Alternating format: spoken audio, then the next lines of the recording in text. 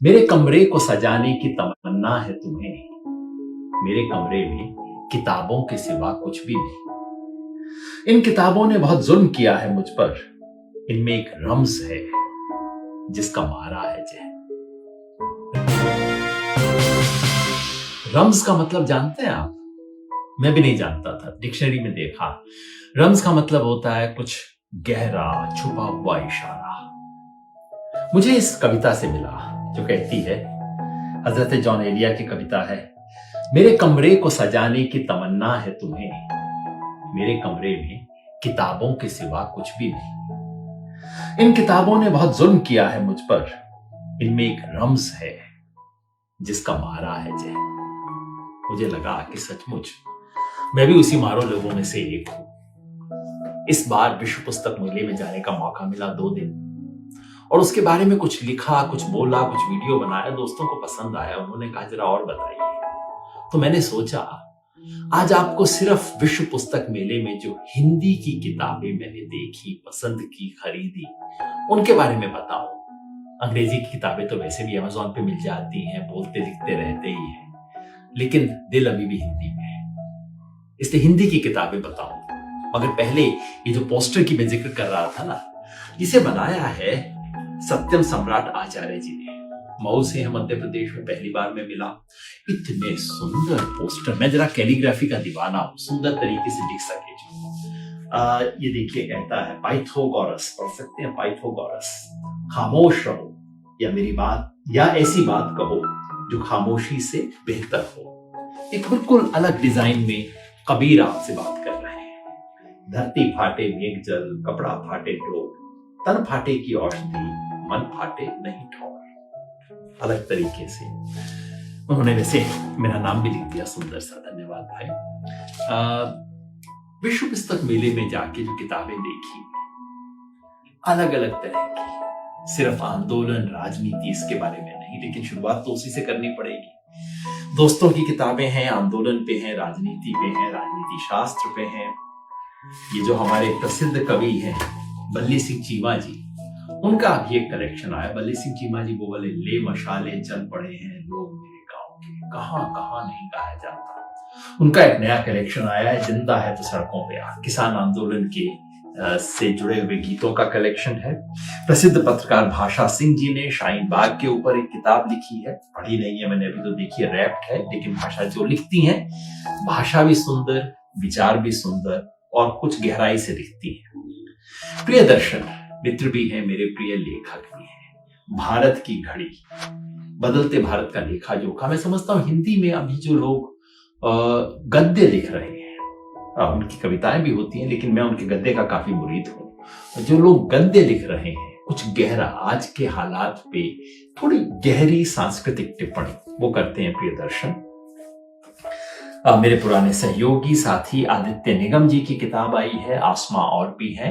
ये कोई literary criticism नहीं है, एक बौद्धिक स्वराज कैसे हासिल किया जाए उसके बारे में जो सामान्य सोच है उससे अलग हटते हुए।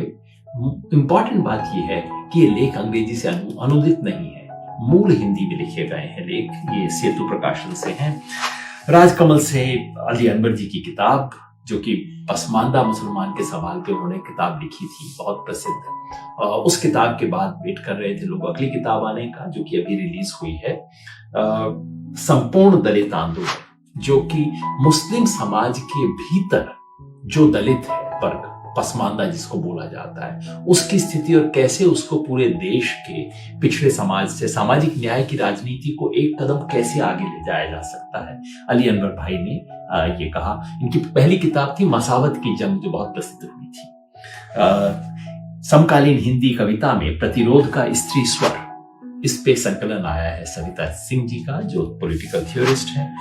और मुझे फ्रैंक हुजूर साहब ने मुलायम सिंह यादव जी की अपनी बायोग्राफी भेंट की, मैंने देखी नहीं है, निश्चित ही अच्छी रही होगी। मौका मिला तो वहां सचिदा जी के जो सेलेक्टेड वर्क्स हैं, कलेक्टेड वर्क्स हैं, सच्चिदानंद सिन्हा जी की जो रचनावली है उसका एक सेट और ले लिया। 8 वॉल्यूम में है रचनावली, आई है राजकमल प्रकाशन से। मैंने बार बार कहा, इस देश के इस समय के जो अग्रणी चिंतक हैं जिन्हें अंग्रेजी की दुनिया शायद इतना जानती नहीं है, वो हैं सचदा जी। 95 वर्ष के हो चुके हैं और हमारा सौभाग्य है कि उन जैसे लोगों से हमने सीखा। इस बार मैंने सेतु प्रकाशन पे जाके 2 नई चीजें देखी। ये हैं रचनावली, एक संकलित निबंध है राम मनोहर लोहिया के और आचार्य नरेंद्र देव के। जब भी कोई मुझसे कहता था लोहिया को कैसे पढ़ें, मैं कहता था अच्छा उनकी ये किताब है छोटी सी है, पढ़ लो, वो पैम्फलेट पढ़ लो, या 9-10 वॉल्यूम का मस्तराम कपूर जी का कलेक्शन है। लोग कहते थे भैया एक बता दीजिए ना, तो वो एक आ गई है और उसको संकलित किया है अरविंद मोहन जी ने। लोहिया को जो बहुत कम लोग इतना गहराई से समझते हैं, उनमें से अरविंद मोहन जी हैं। इसी तरह से आचार्य नरेंद्र देव, उनके लेखों का संग्रह, फिर वो एक वॉल्यूम में सुंदर अवेलेबल आज तक नहीं था, वो आया है। राजेंद्र राजन जी ने इसका संकलन किया है। और जब मैं घूम रहा था तो मुझे एक दूसरी दुकान पे मोतीलाल बनारसी दास पे एक किताब मिल गई जो मैं बरसों से जिसका प्रिंट ढूंढ रहा था। आचार्य नरेंद्र देव की किताब है बौद्ध धर्म दर्शन। उस जमाने के राजनेता सिर्फ जिंदाबाद मुर्दाबाद और चुनाव ही नहीं लड़ते थे, बल्कि कुछ गहरी सोच करते थे। और आचार्य नरेंद्र देव आचार्य थे, प्रकांड पंडित थे, बुद्ध धर्म के बारे में सबसे बड़े विद्वान माने जाते थे। उनकी ये पुस्तक बहुत समय से मैं इंतजार कर रहा था क्योंकि मेरे पास कहीं पुरानी कोई पीडीएफ कॉपी पड़ी थी जिससे पढ़ना बड़ा कठिन हुआ करता था। राजनीति से थोड़ा बाजू आते हुए एक परंपरा है जिसको हम अभी नाम नहीं दे पाए हैं, जो एक देशज सोच की परंपरा को आगे बढ़ाते हुए मुझे महसूस हुआ इस बार विद्यानिवास मिश्र जी के लेख पढ़ते हुए। विद्यानिवास मिश्र, इस देश के प्रोग्रेसिव सर्कल्स ने कभी उनके बारे में कोई अच्छी बात नहीं की। मुझे हमेशा लगता था कि उसमें एक गहरी सोच है, भारतीयता, परंपरा पे जो उन्होंने लिखा है, इतना गहरी सोच है। काश हम लोग जो परंपरा के बारे में उटपटांग बातें करते रहते हैं वो थोड़ा सा विद्यानिवास जी को पढ़ पाते, थोड़ा समझ पाते। इसकी 2 पंक्ति पढ़ने का लोभ छोड़ नहीं पा रहा हूं। वो कहते हैं कि परंपरा ट्रेडिशन का अनुवाद बन गया है, परंतु ट्रेडिशन का अर्थ है ज्यों का त्यों हस्तांतरण। परंपरा का अर्थ है उत्तरवर्ती का उत्तरवर्ती, आगे के आगे या श्रेष्ठ से श्रेष्ठ। इसलिए परंपरा में पूर्ववर्ती का समावेश तो है, पर उसमें आगे जाने की बात भी है। पूर्ववर्ती का सातत्य है, आधिपत्य नहीं। परंपरा का मतलब ये नहीं कि आप पीछे देख के जो जड़ सड़ गड़ी चीज है, सड़ी गली चीज उसको दोहराइए। ये कंजर्वेटिज्म है, ये ट्रेडिशन है, ये हमारी परंपरा नहीं है। इसकी बहुत सुंदर व्याख्या करते हैं विद्यानिवास मिश्र जी। और मैं कह रहा था एक अलग परंपरा है जिसके बारे में हमें सोचना चाहिए, जिसमें विद्यानिवास मिश्र हैं, धर्मपाल हैं, निर्मल वर्मा, जिन सबको एक जमाने में दक्षिणपंथी करार दे दिया गया था। मैं समझता हूँ दोबारा इनके बारे में सोचना चाहिए। उसी परंपरा के इर्द गिर्द रहे हैं मुकुंद लाट, जो अब हमारे बीच नहीं रहे। दया कृष्ण जी के साथ मिलके जो लोग भारतीय दर्शन चिंतन परंपरा पे लिखते थे, मुकुंद लाट जी की कई किताबें इस बार आई हैं। रजा फाउंडेशन ने संभव बनाया इन किताबों का आना, भावन करके उनके कला संस्कृति पे लिखे गए लेखों का संकलन है। बहुत दिन से मेरी उम्मीद थी कि कुछ पढ़ पाऊंगा मुकुंद लाट जी का लिखा हुआ। उनके जीते जी नहीं पढ़ पाया, लेकिन ये एक सोच है अलग तरह की गहरी, जिससे हमें परिचित होना चाहिए। कृष्ण कुमार का चूड़ी बाजार में लड़की 2-3 साल पहले आया था। इसमें ये फिक्शन नहीं है, लेकिन लड़की और औरत, भारतीय समाज में लड़की की स्थिति के ऊपर बहुत गहरी टिप्पणी है। कई समय से इच्छा थी इसको पूरा पढ़ने की। मेरे प्रिय कवियों में से एक रघुवीर सहाय जी की जीवनी विष्णु नागर जी ने लिखी है। इसका पन्नी खोल के इस बार अपने साथ पढ़ने के लिए लेके जाऊंगा। नामवर सिंह जी की संचयिता मिल गई तो इसलिए जाहिर है खरीद ही ली। जिस परंपरा की मैं बात कर रहा था उस परंपरा के एक और लेखक है अनुपम मिश्र, जिनके वो भी अब नहीं रहे, गांधीवादी। लोग उनको इस किताब के लिए जानते हैं, जो किताब लाखों में बिकी है, आज भी खड़े हैं तालाब पानी के सवाल पे। अनुपम मिश्र विचार गहरा और गद्य, सादा गद्य हिंदी में कैसे लिखा जाए, सुंदर और गहरा गद्य। सिर्फ मतलब आप लोगों को भाषा कैसे, हिंदी भाषा कैसे लिखनी चाहिए, पंडिताऊ नहीं, बोझिल नहीं, व्याकरण की दृष्टि से नहीं, अच्छी सुंदर सरल हिंदी लिखने का एक नमूना मैं हमेशा मानता हूं अनुपम मिश्र जी। उनके 2 संग्रह भी आए हैं, बिन पानी सब सून और विचार का कपड़ा। उनके लेखों को संकलित किया गया है, पढ़ें इन्हें जरूर। नामवर जी के साथ साथ उनके गुरु हजारी प्रसाद द्विवेदी जी के श्रेष्ठ निबंध भी मिले, पहले से आए हुए हैं, कोई नई किताब नहीं है, लेकिन मेरी इच्छा थी कि उनको एक साथ पढ़ा जाए। कविता, मैं बहुत कविता पढ़ता नहीं हूं, कभी कभार पढ़ता हूं, फिल्मी गाने ज्यादा सुनता हूं, और फिल्मी गानों के सरताज तो भाई साहिर लुधियानवी रहेंगे। वैसे गुलजार भी हैं, उन पे आऊंगा अभी थोड़ी देर। साहिर लुधियानवी के सभी गीतों का जब धरती नगमें गाएगी, याद है, वो सुबह कभी तो आएगी। साहिर को एक साथ पढ़ने का मौका, पिछले कुछ दिनों से अमीन सयानी की वो गीतमाला को कहीं सुनने का मौका मिला, कई घंटों तक, और जिस अच्छे गाने पे मन टिकता था उसको गूगल पे चेक करता था किसने लिखा, और उसमें से 10 में से 8 साहिर लुधियानवी के निकलते थे। भजन तक, संसार से भागे फिरते हो भगवान को तुम क्या पाओगे, इस लोक को तुम अपना न सके उस लोक में भी पछताओगे, ये भी साहिर लुधियानवी कहते हैं। कविता मध्य प्रदेश के एक छोटे से शहर पिपरिया में रहते हुए एक व्यक्ति ने ठाना कि मैं दुनिया की सबसे सुंदर भाषाओं की सबसे सुंदर कविताओं का हिंदी में अनुवाद करूंगा। और 1 साल 2 साल नहीं, 2-3 दशक तक वंशी माहेश्वरी जी ने तनाव नामक पत्रिका निकाली, जिसमें कभी हंगेरियन, कभी चेक, रशियन, स्पेनिश, कोरियन, जापानीज, पता नहीं किस किस भाषा के अनुवाद हिंदी में किए। उसके 3 संग्रह आ गए हैं विश्व कविता के। दरवाजे में कोई चाबी नहीं, ये 3 संभावना प्रकाशन की तरफ से आए हैं। सूखी नदी पर खाली नाव और प्यास से मरती एक नदी, तीनों हिंदी की बहुत सुंदर उपलब्धि है ये सब होना। कविता की बात आई तो राजकमल में जाके कुछ मैंने प्रतिनिधि कविताएं खरीद ली। राजकमल हमेशा इनको प्रकाशित करता रहता है, मैंने 5-7 ली। अरुण कमल जी का संग्रह पढ़ा नहीं था, मंगलेश डबराल जी को दोबारा पढ़ने की इच्छा हुई, और वैसे अमृता प्रीतम, भवानी प्रसाद मिश्र, राजेश जोशी, फैज अहमद फैजी, सब ये कुछ पढ़ने के लिए, कुछ गिफ्ट करने के लिए, ताकि लोगों, बहुत मेरी इच्छा होती है कि यार थोड़ा तो पढ़ लिया करो, ये जो अंग्रेजी वाले घूमते रहते हैं तो उनको देने के लिए अच्छी चीज है। हिंदी में सिर्फ एक थेसॉलिस है, अंग्रेजी में ना जाने कितने हैं, हिंदी में एक थेसॉलिस है, और वो किया है अरविंद कुमार जी ने।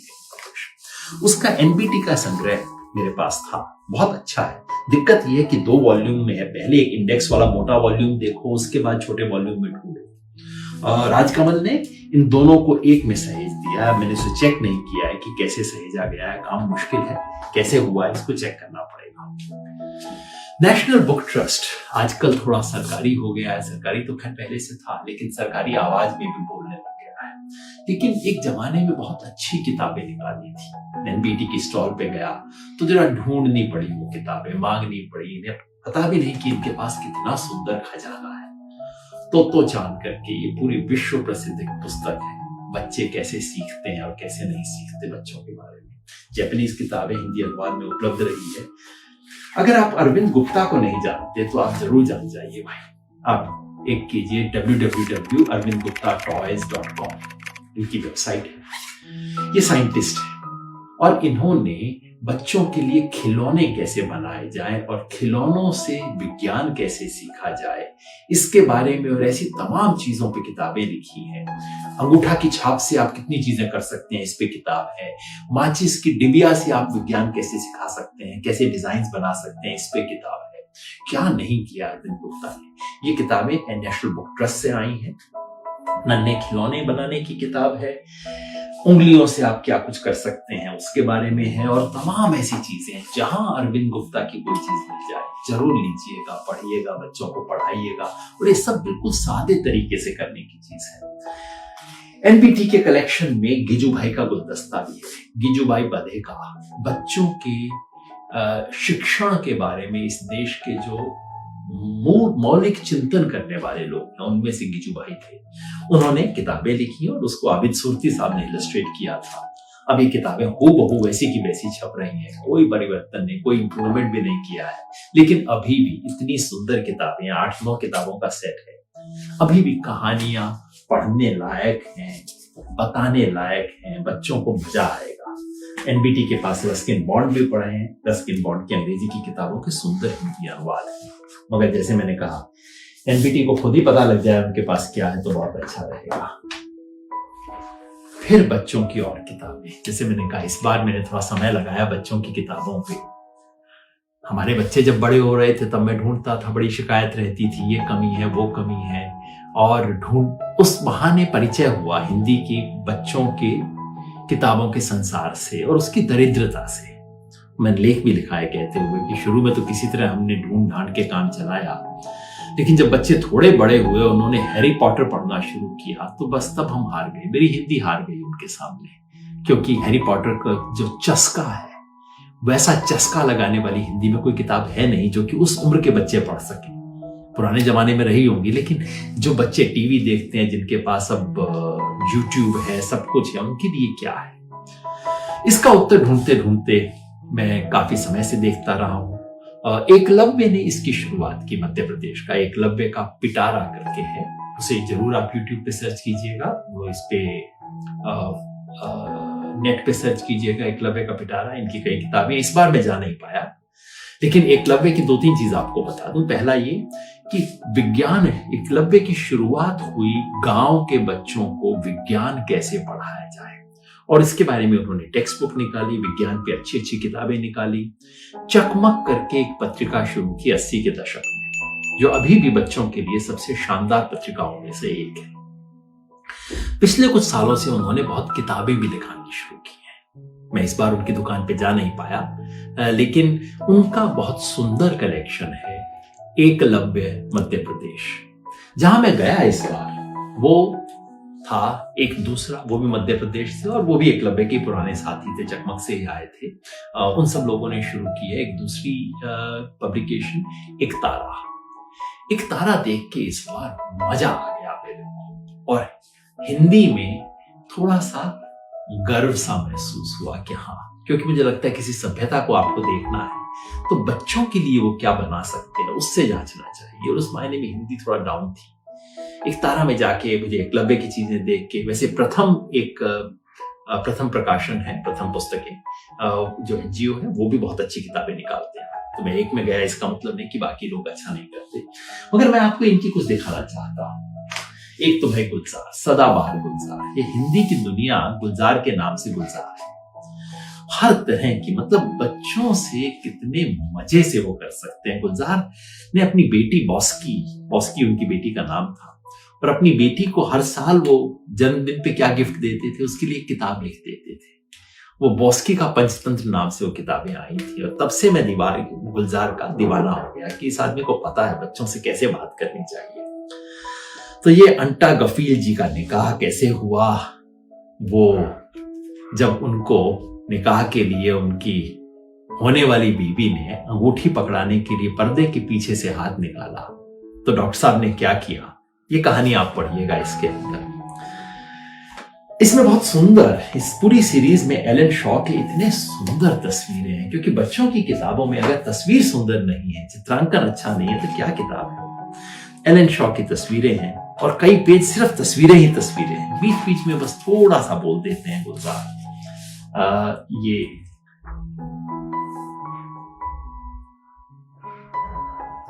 छोटा गुलजार जानते हैं बहुत थोड़े में बात को कैसे कहना है। याद है मुझे उनकी एक और किताब होती थी, कितने दो हैं, जिसमें वो बताते थे कि अच्छा, कान भी दो हैं, आंख भी दो हैं, हाथ भी दो हैं, बस एक छोटे से बच्चे को परिचय करवाने के लिए। एक तारा वालों ने एक बड़ा शानदार काम किया रजा फाउंडेशन के साथ मिलकर, बच्चों को चित्र कैसे समझने चाहिए, और शुरू किया है रजा से, जो कि हमारे बहुत प्रसिद्ध चित्रकार थे। तो रजा की पेंटिंग है, लेकिन पेंटिंग को कैसे समझे, अब बताइए, ये वाली पेंटिंग को कोई गांव का बच्चा कैसे समझेगा। तो वो समझाने के लिए उदयन वाजपेयी, जो बहुत प्रसिद्ध हमारे कलाविद रहे, उन्होंने हर पेंटिंग के साथ एक पन्ने से समझाया है कि इस पेंटिंग को कैसे पढ़ें। बच्चों से ज्यादा मुझे खुद जरूरत है इसकी, क्योंकि मैं भी कई बार इन पेंटिंग के सामने खड़ा होकर सोचता हूँ यार क्या किया है, देखने में अच्छा सा तो लग रहा है लेकिन कुछ कह रहा है ना, इस पेंटिंग में क्या कहा गया है ये हमें पता लगेगा। एक सुंदर तरीका है बच्चों को कला सिखाने का, अलग तरह की किताब है। इसी एक तारा के कलेक्शन में विनोद कुमार शुक्ल गहरे कवि हैं, गंभीर बात लिखते हैं, बहुत गूढ़ चीजें लिखते हैं। आप पढ़ने के बाद सोचते रहते हैं अच्छा एक्चुअली इसका मतलब क्या था। विनोद कुमार शुक्ल ने इस बार बच्चों के लिए लिखा है ये छोटी सी किताब, गमले में जंगल। किताब कहती है एक दिन जितना बाहर है उसमें सब घर ही घर बन जाए, सोचिए क्या होगा। विनोद कुमार शुक्ल आपकी कल्पना की खिड़कियां खोलते जाते हैं, यहां बंद कर रहे हैं। तब हम बाहर नहीं जाएंगे, बाहर बचेगा ही नहीं, घर के अंदर से होके घर घर जाएंगे। छत ऊपर भी घर उठता जाए तो आकाश भी नहीं दिखेगा, बाहर की खिड़की नहीं होगी, बाहर जाने का दरवाजा नहीं होगा। जंगल पहाड़ नदियां कहां होंगी। अच्छा है कि बाहर पहाड़ है, नहीं तो छोटे से घर में पहाड़ को किस कमरे या टेबल पे रखते। नदी को घर पे रखना हो तो क्या बाल्टी में रखते, बहुत सारी नदियां हैं, उनको लोटे गिलास कटोरी में रखते। समुद्र को भी रखना होगा, 2-4 नई बाल्टी खरीदते। जंगल को गमले में हाथी शेर भालू व्हेल शार्क सभी जानवरों चिड़ियों कीट पतंगों को कहां रखेंगे, क्या खाने को देंगे, खुद क्या खाएंगे, कहां रहेंगे। बाहर को अच्छे से बाहर खुला बड़ा बड़ा सा रहने देंगे। किताब है, इसे आप कविता की तरह पढ़ सकते हैं, इसे आप पर्यावरण की चुनौती पे एक चिंतन की तरह समझ सकते हैं, इसे आप बच्चे की मानसिक तैयारी के रूप में भी पढ़ सकते हैं। पूरा सेट है विनोद कुमार शुक्ल की किताबों का। ये छोटी सी किताब है जो कहती है कि कैसे पेड़ थक न जाए, तो इसलिए बच्चे ने उसके पास एक कुर्सी ला के रख दी कि पेड़ थक जाएगा तो बैठ जाएगा, पेड़ नहीं बैठता, उसके बारे में किताब है। एक नॉवल लिखा है विनोद कुमार शुक्ल ने, एक चुप्पी जगह, बच्चों के लिए नॉवल लिखा है। गहरे लेखक हैं, मुझे भी कई बार पढ़ के दोबारा देखना पड़ता है। बस एक पंक्ति उसमें से पढ़ देता हूं। एक दिन पत्थर भी नहीं बचेगा, चाहता हूं कि पत्थर का बीज सुरक्षित रहे। पत्थर का बीज, एकदम विनोद कुमार शुक्ल आपकी कल्पना की खिड़कियां, आपका सोचने का संसार का विस्तार करते जाते हैं। इन्होंने साथ में कई विदेशी चीजों के अनुवाद, आमतौर पे विदेशी चीजों के जो अनुवाद होते हैं बहुत नीरस होते हैं, अनुवाद में आपको गंध आती है क्या अनुवाद किया है। लेकिन इस अनुवाद के बारे में मैं मान गया, शेर की नींद, ये किसी इस भाषा से, चेकोस्लोवाकिया की भाषा से किया गया है अनुवाद, जो पहले चेकोस्लोवाकिया होता था, स्लोवेनियन भाषा से अंग्रेजी में अनुवाद हुआ और अंग्रेजी से इसको हिंदी में अनुवाद किया गया। और भाई क्या शानदार अनुवाद है, शशि सबलोक जी ने अनुवाद किया है। अनुवाद हो तो ऐसा, और ये इलस्ट्रेशंस ओरिजिनल है, बड़ी किताब है। इसमें शेर बेचारा है, बेचारा शेर सोने चाहता है और उसको कभी मक्खी नहीं सोने देती, कभी कोई टिड्डा आ जाता है, कभी उल्लू आ जाता है, और शेर बेचारा तंग आके सोचता है मैं कहां जाऊं, अरे भाई मेरे को सोने दो ना, मैं थक गया हूं, इतना शोर मत करो, और कोई सोने नहीं दे रहा। फाइनली शेर किसके पास जाता है और कैसे सो पाता है, ये खूबसूरत कहानी है। कई इरानियन स्टोरीज हैं, उनका बड़ा सुंदर अनुवाद किया गया है। ये तातिया नद्रेशविल की किताब है नींद। अनेक अलग अलग पशुओं के पास जाता है, कोई पशु कहता है उल्टा टांग के सो, कोई पशु को दूसरी तरह से बताता है, और बच्चा फिर कैसे सोता है। इरानियन कविताएं हैं, उनका अनुवाद है। कई चीजें जो मैंने नहीं देखी थी। वरुण ग्रोवर लिखते हैं, छोटी सी 4 पंक्ति की सिर्फ ये है, छोटी सी कहानी, कविता है। हाथियों की टोली में जो छोटा हाथी होता है, सूंड उठा के चलता है और पूंछ मोड़ के सोता है। हाथियों की टोली में जो बूढ़ा हाथी होता है, सबसे पीछे चलता है और गहरी यादें ढूंढता है। सुंदर छोटी सी किताब, मगर ये मेरे बिल्कुल सर्वप्रिय लेखक सर्वेश्वर दयाल सक्सेना, सर्वेश्वर दयाल सक्सेना बच्चों के लिए लिखते थे, उपलब्ध थी, लेकिन अब एक सुंदर शक्ल में आगे आई है। इब्न बतूता पहन के जूता निकल पड़े तूफान में, थोड़ी हवा नाक में घुस गई थोड़ी कान में, कभी नाक को कभी कान को मलते इब्न बतूता, इसी बीच में निकल पड़ा उनके पैर का जूता। उड़ते उड़ते जूता उनका जा पहुंचा जापान में, इब्न बतूता खड़े रह गए मोची की दुकान में। कई बार बात करते करते कुछ गहरा इशारा भी कर जाते हैं सर्वेश्वर दयाल सक्सेना, इसीलिए मुझे उनकी कविता पसंद है। बिल्कुल सरल भाषा में कुछ गहरी बात कह के बस एकदम चल देते हैं, उसके बाद रोकते नहीं आप। जैसे ये दिए पे है, पत्ता बोले खड़खड़ खड़, कहे पटाके भड़ भड़ भड़, छुर छुर छुर बोले फुलझड़ियां, रॉकेट बोले तर तर तर, मगर दिया कुछ भी न बोले, अरे शर्म से गड़ गड़ गड़। कितनी बात कह जाते हैं सर्वेश्वर दयाल सक्सेना इसमें। मसाई यात्रा, कमला भसीन और बीना काक, दो हिंदुस्तान की महिलाएं अफ्रीका के जंगल में जाती हैं। एक बहन है लेखक कमला भसीन और दूसरी बहन है फोटोग्राफर, और दो औरतें कैसे अफ्रीका के जंगल में खुद अकेली घूम के क्या देखती हैं, इसकी सुंदर कहानी। जाहिर है किसी लड़की को गिफ्ट करूंगा ये बताने के लिए कि कोई ऐसी चीज नहीं है जो औरत ना कर सके, जो लड़की ना कर सके। उन दिनों की उनके घूमने की कहानी है, क्या कुछ इन्होंने अफ्रीका के जंगल में, कीनिया के जंगल में जाके क्या कुछ देखा, मसाई इलाके में। क्या क्या दिखाऊं, बोलता जाऊं। मोर डोंगरी, आदिवासी समाज के विस्थापन की त्रासदी में लिखी गई किताब, जो सुनीता जी ने लिखी है, खुद उस समाज की है, विस्थापन की त्रासदी के ऊपर। वैसे विस्थापन की त्रासदी पे ये एक छोटी सी किताब भी है, जिसके पास चली गई मेरी जमीन, उसके पास चली गई मेरी बारिश, क्या कुछ चला गया, विस्थापन क्या करता है, उसकी बड़ी सुंदर कहानी है। इस बार जिस किताब ने मुझे बिल्कुल रिझा लिया, दो तीन किताबें, ये मैं प्रभात जी इनके बारे में जानता नहीं था, मैं सच बात ये है, किताब है कुतुब मीनार का पेड़। क्या कहानी है।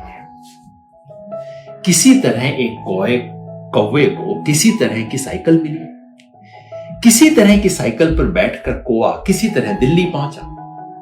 दिल्ली में किसी तरह उसने कुतुब मीनार देखी, किसी तरह वह कुतुब मीनार तक पहुंचा। कुतुब मीनार को देखकर कौवा सोचने लगा, इतनी सुंदर मीनार लेकिन बिना पंख। उसे कुतुब मीनार में ये किसी तरह की कमी नजर आई। फिर उसे लगा ये यहां क्यों है, यहां तो इतने खतरे हैं, बाढ़ आई तो बह सकती है, तेज गर्मी में झुलस के सूख सकती है, फिर ये जगह अंडे देने के लिए भी सुरक्षित नहीं है। कुतुब मीनार यहां अपने अंडे कैसे देगी, इसे यहां नहीं होना चाहिए। ऐसा कहते हुए कौवे ने कुतुब मीनार को साइकिल पे रखा और ले चला। वह किसी तरह से उसे सुंदर जंगल के भीतर लाया। उसने कुतुब मीनार को पेड़ पर रखा। पेड़ पर कुतुब मीनार सबसे सुंदर डाल से भी सुंदर लग रही थी। ऐसा कहते हैं तभी से पेड़ों की कुछ डालें मीनार की तरह सुंदर दिखती हैं। ऐसी मीनारें जिसमें पत्ते और फूल होते हैं, ऐसी मीनारें जो उगते और छिपते सूर्य की लाल रोशनी में झूमती हुई हिलती हैं। तुमने भी कभी कुतुब मीनार सी डालों वाले पेड़ देखे होंगे, जानते हो ये किस तरह से हो पाया? किसी तरह एक कौवे ने ये किया। बात बताइए क्या एकदम बच्चे का पेड़ देखने का नजरिया बदल जाएगा ये कहानी पढ़ने के बाद। लेडी टार्जन, एक औरत जो बचाती है जंगलों को, उसके बारे में कहानी है। कितना बताते जाऊं, बस एक ही आखिरी। सुशील शुक्ल, इनके काम को मैं जानता रहा हूं, कुछ कुछ देखता रहा हूं। बाइसिकल जो पत्रिका, ये तो मैं बता रहा हूं, ये लोग दो पत्रिकाएं निकालते हैं नियमित रूप से। एक पत्रिका का नाम है प्लूटो और दूसरी का नाम है साइकिल। तो इस साइकिल के संपादक हैं हमारे भाई सुशील, और सुशील की खुद की कविताएं थी, बिल्कुल छोटी छोटी कविताएं, और शीर्षक क्या रखा है, भाई तू ऐसी कविता क्यों करता है। जरूर नहीं किसी ने कहा होगा कि भाई तू क्या करता है ऐसी कविताएं, लेकिन क्या शानदार कविता है। अब एक कौवा है तार के ऊपर, अब इसके ऊपर छोटी सी कविता। अम्मी कहती हैं कि बैठा है, पर राशिद इस पर अड़ा है कि कौवा खड़ा है। अब आप ही बताइए, बैठा है कि खड़ा है। किसान का सारा व्यथा कथा 3 पंक्ति में। धान लगाई है, अब की खेत में हमने अपनी जान लगाई है। बस इतने में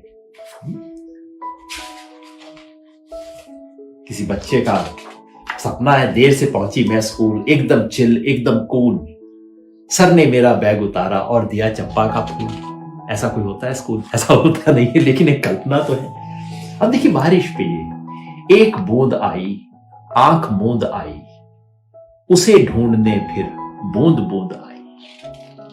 कितनी गहरी कविता। बच्चों के लिए आपको हल्की चीजें लिखने की जरूरत नहीं है, गहरी चीजें बच्चे पढ़ सकते हैं, बशर्ते आपको कहना आता हो। ये बात गुलजार को आती है, ये बात मैं देख रहा हूं सुशील भाई कर रहे हैं। धूप से बोली छांव, न तेरे पांव न मेरे पांव। बस ये कविता की किताब, तुम इसे गप समझोगे तो समझो गप हाँकनी है। पृथ्वी में 2 सुराख कर दो, शर्ट में बटन टांगनी। पृथ्वी में सुराख करो, मुझे शर्ट टांगनी है, इसके ऊपर पृथ्वी को शर्ट पहनानी। इस बार हिंदी की किताबों को देख के, खासतौर पे जैसे मैंने कहा, ये एकतारा वालों ने जो किया, हिंदी के गद्य में भी बहुत अच्छे प्रयोग हो रहे हैं। मैंने राजकमल का देखा, वाणी वाले में जा नहीं पाया, लेकिन दूसरा सेतु, संभावना, तमाम जगह पे हिंदी में सुंदर चीजें आ रही हैं। हिंदी में क्या हम नई दुनिया का सृजन कर सकते हैं? क्या हिंदी सिर्फ बचपन के कुछ गीली रुआंसी बातों को याद करने का बूढ़े लोगों का माध्यम बचेगी, या कि हिंदी एक नए संसार, भविष्य, ज्ञान, विज्ञान, दुनिया को समझने का माध्यम बनेगी? ये बड़ा सवाल हमारे सामने है। आप सब जो देख रहे हैं, ये अंग्रेजी का जो शौक हमने पाला है ना, बिल्कुल बढ़िया, अंग्रेजी पढ़िए, बहुत सुंदर भाषा है, और अंग्रेजी के बहाने आपको दुनिया की और 10-15 भाषाओं का साहित्य मिल जाता है। कोई बुरी बात नहीं अंग्रेजी पढ़ने में, समझने में। लेकिन याद रखिए, दुनिया का कोई समाज उधार की भाषा में सर्वोच्च शिखर पे नहीं पहुंचता। दुनिया की कोई सभ्यता नकल से आज तक नहीं बनी है। हम जो करेंगे अपनी भाषाओं में करेंगे, हिंदी में करेंगे, कन्नड़ में करेंगे, तमिल में करेंगे। और हिंदी वालों के लिए बता दूं, कन्नड़ भाषा को, कन्नड़ा में 8 ज्ञानपीठ पुरस्कार मिले, हिंदी में नहीं मिले। हिंदी में शायद 2 या 3 है। ये सब भाषाएं बहुत समृद्ध हैं। भारत की अन्य भाषाओं से हम सीखेंगे, हिंदी को बेहतर बनाएंगे। हिंदी को बेहतर बनाने का मतलब ये नहीं है कि 14 सितंबर को एक हिंदी दिवस मना लें। कई बार तो मेरी इच्छा होती है, बाबा बंद कर दो इस सरकारी दिवस को। हिंदी को बेहतर बनाने का ये मतलब नहीं है कि पड़ोसियों पे धौंस पट्टी जमाए, मैं राष्ट्रभाषा वाला हूं, तुम मेरी भाषा बोलो। अरे अपनी भाषा को इतना सुंदर बनाओ कि लोग सीखें, जैसे लोग बांग्ला सीखते हैं रविंद्रनाथ टैगोर को समझने के लिए। हिंदी को सुंदर बनाना है तो इस टेबल को भरना होगा। अभी ये टेबल भरी है, लेकिन ये टेबल इतनी ऊंची हो जानी चाहिए, पूरे कमरे में भर जाए किताबें। ऐसी नई और नायाब किताबें बनाएंगे, हिंदी का इस्तेमाल करेंगे, हिंदी की टांग मरोड़ेंगे, हिंदी को नए क्षेत्र में ले जाएंगे, हिंदी से प्रयोग करेंगे, हिंदी से खिलवाड़ करेंगे, तब हिंदी आगे बढ़ेगी। जैसे इन 2 पिक्चर कार्ड्स में किया है। ये कविता कार्ड है, छोटे छोटे कार्ड हैं, कार्ड में एक कविता है, कविता में हर तरह के प्रयोग हैं। इसमें जापानीज हाइकू को भी हिंदी में लिखा गया है। छोटी छोटी कविताएं हैं, खूब सारे प्रयोग हैं। हिंदी से प्रयोग कीजिए, हिंदी की पूजा अर्चना करना बंद कर दीजिए, कानून बनाने बंद कर दीजिए, हिंदी का इस्तेमाल कीजिए, बेहतर बनाइए, दुनिया अपने आप इसे अपनाएगी। बहुत दिन बाद पुस्तक मेले में जाके उम्मीद बनी, अच्छा लगा, मुझे लगा ये अच्छा ये आप तक भी पहुंचा। शुक्रिया।